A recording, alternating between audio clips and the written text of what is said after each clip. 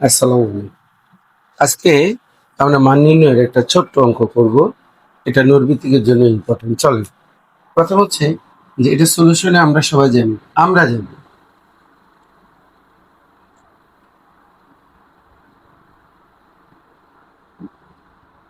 এখানে প্রশ্ন বলা হয়েছে a plus b equal to 9m, a b equal to 18 m square হলে a minus b equal to কত।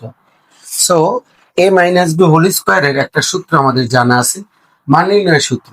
তাহলে a minus b whole square is equal to a plus b whole square minus 4ab।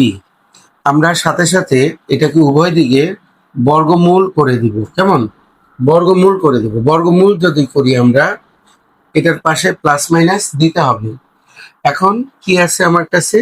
a plus b whole square minus 4ab।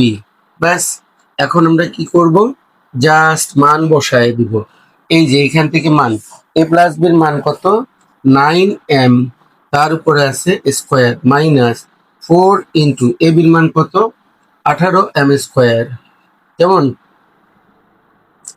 এইবার root over 9 নং 81 m square minus 4 এটা 32 দিয়ে হাতে আছে 3, 4 হাতে 4 আর 3 কত?